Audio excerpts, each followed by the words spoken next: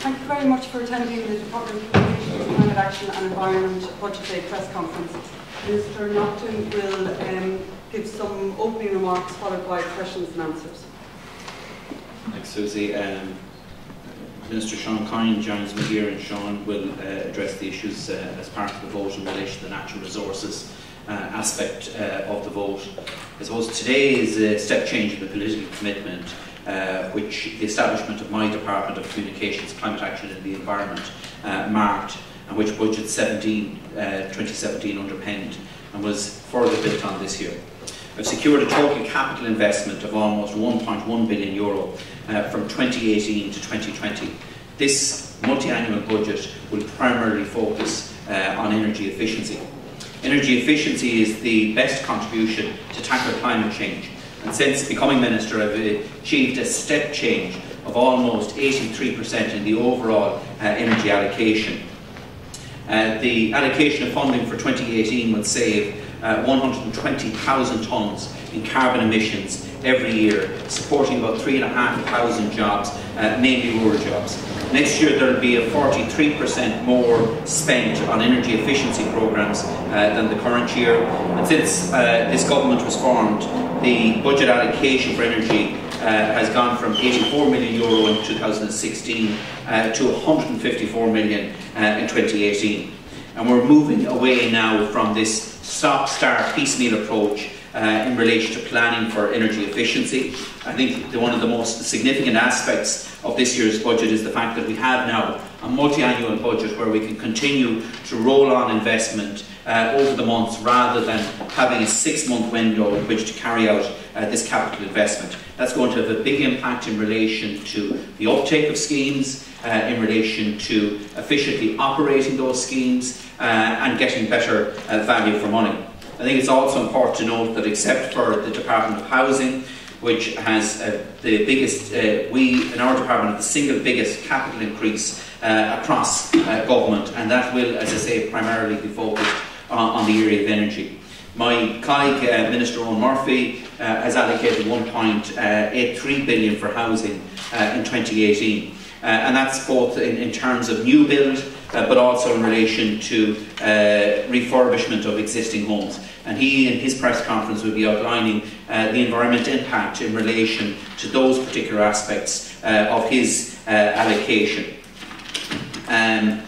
The budget itself and the Minister for Public Expenditure and Reform also highlighted that on foot of the National Mitigation Plan, he's now requested his officials, along with the ESRI, to carry out a review of carbon tax with a view to bringing forward proposals in next year's budget around how we use tax to drive change and behavioural change within households and businesses, and that's something that I warmly welcome. The Minister has also addressed the issue in relation to capital acquisitions tax and capital gains tax in relation to solar farms. And I think that particular announcement, taken with the consultation that's ongoing at the moment under the Renewable Electricity Support Scheme, and specifically not just the scheme itself, but also in tandem with that, the consultation on the type of community engagement, community supports and community incentives that can be provided under the Renewable Electricity Support Scheme, I think shows the direction in which we're going. I've also written to my colleague Minister Murphy looking for provisions to be put in place regarding guidance for local authorities in relation to the planning of these particular solar farms. We've over 100 people already signed up to the workshop that we're holding on the 17th of this month in relation to the whole area of microgen, and come up with hopefully new, novel and innovative solutions to address and stimulate the microgen sector here in this country. We've also got a commitment from the Minister for Public Expenditure and Reform to review the Public Expenditure Code to specifically address the challenges in relation to climate change. We've got a capital gains tax exemption for recipients of the flood relocation scheme. As you know, that's also has an impact from a climate perspective. And with the accelerated capital allowances for energy efficiency equipment scheme, which was due to end this year but now has been extended to 2020 for businesses.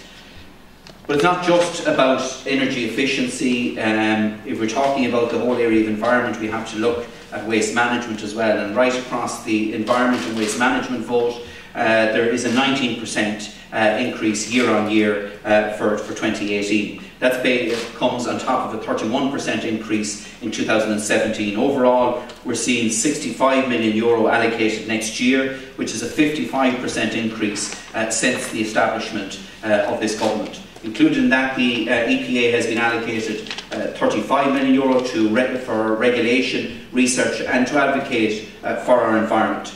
The EPA, within the next 12 months, within the next 3 years, are going to double the number of air quality monitoring stations across the country. Next year they're going to deliver on 12 of those, and 12 again in 2019, and a further 12 in 2020.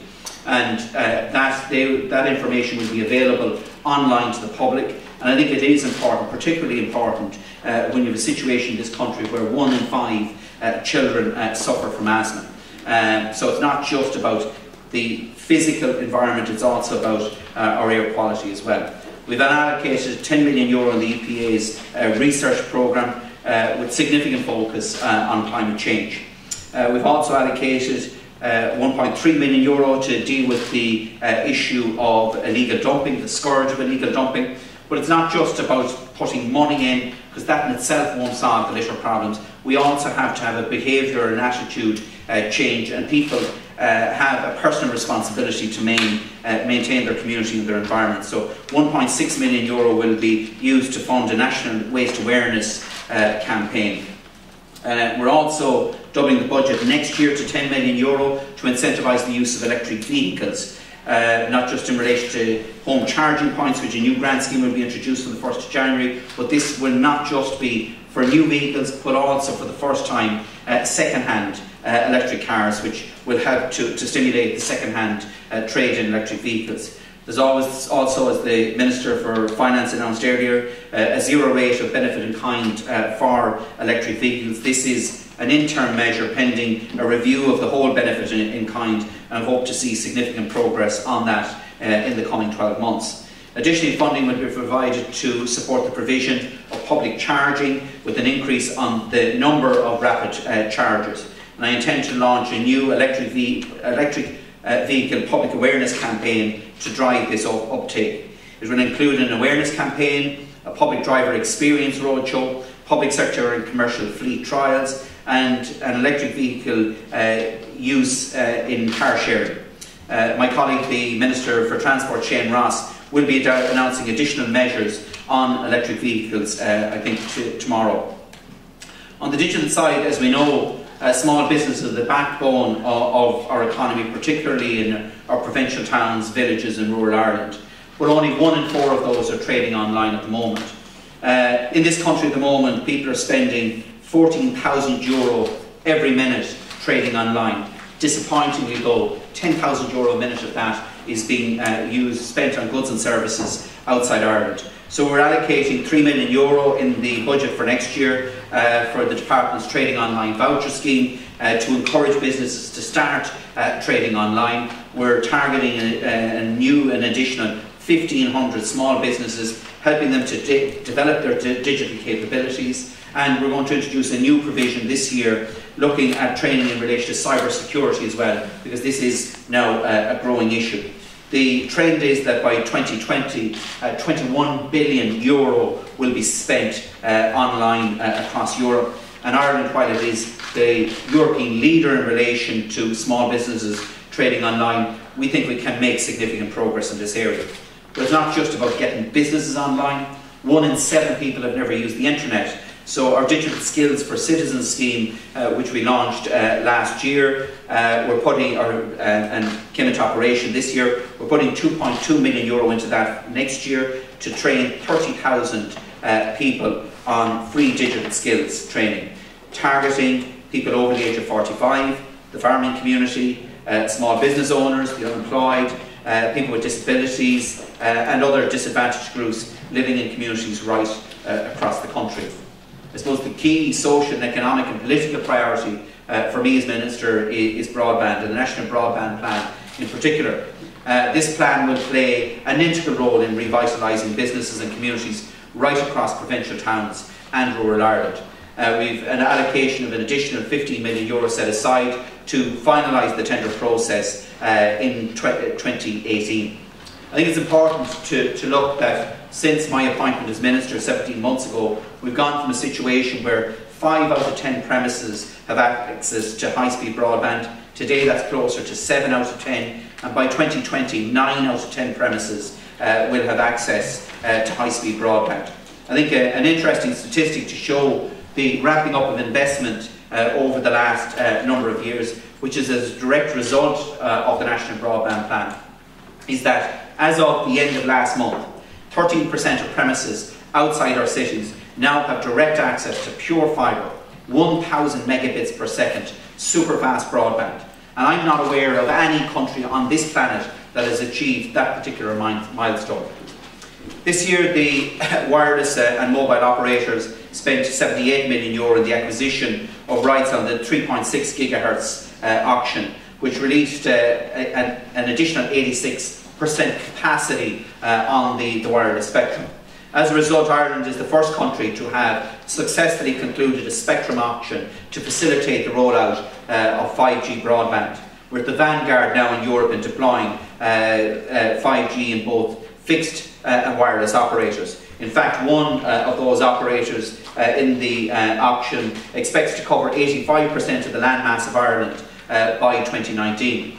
We're currently spending €8 million investing in the reallocation of the 700 megahertz spectrum away from TV broadcasting, which will further copper fasten the deployment of 5G, which I want to see rolled out on a geographic rather than on a population basis. Broadband isn't primarily a budgetary issue, but it's about people trying to cope in a modern world without the essential means to do so. And this issue is about families and it's about children. It's about farmers and it's about small businesses coping on a day-to-day basis. And it's my job to make their life easier. This is singularly my priority as Minister, to ensure that this programme is completed as soon as possible and that every single person, regardless of the location in this country, has access to high-speed broadband. And that not only is good for our economy, it's good for our climate, it's good for our communications networks, it's good for bringing new investment and jobs into rural communities right across this country. And we need to ensure that communities are connected, and the issues in my department of climate, of energy efficiency, of communications are not standalone responsibilities. They are all connected. I think Budget 2018 provides leadership. It's building on what we've done to date. Yes, we have a significant body of work to do right across the climate agenda, but I think we're setting down the foundations now that can be built on from 2018 and right up to 2021 with the multi-annual funding that I've now secured. I'm now going to hand over to Minister Kine to speak in relation to the natural resources aspect of the department. Yeah, thank you. Thanks, Denis. First of all, in relation to the natural resources, total allocation of 17 million. Aim of the programme is to manage Ireland's mineral, hydrocarbon and other geological resources in a sustainable and productive manner, and provide reliable geoscience support for environmental protection and the sustainable development of Ireland's natural resources. Under this programme, we will continue the rehabilitation works of the former mining sites at Avoca, County Wicklow and Silver Mines, County Tipperary, spend 1.4 million. Expand the geo-environmental mapping project Artelis to achieve coverage of more than 50% of the country by the end of next year, and Progress Ireland's marine mapping programme, or Infomar. That's the total spend of those two programmes of 8 million. And Progress groundwater investigations, including new monitoring and advisory programme for groundwater and Turlock flooding, which will provide mapping for the next phase of the OPW flood programme, and that's $500,000. On inland fisheries, the total allocation of 32 million, which is a 9% increase over 2017. This programme is aimed at the protection, conservation, development and promotion of Ireland's inland fishery resources, including sea angling. And under this programme, the 2018 allocation will allow the Department to support inland fisheries to deliver its mandate, key elements of which are as follows: carry out some 25,000 inspection of recreational anglers for licence permits, rehabilitate and maintain up to 35,000 metres of streams, and assess 147 rivers sections of rivers as part of the annual salmon management programme. issue up to 18,000 recreational salmon licences, upgrade the IFI's seagoing capacity, and to continue the delivery of the national strategy for angling development.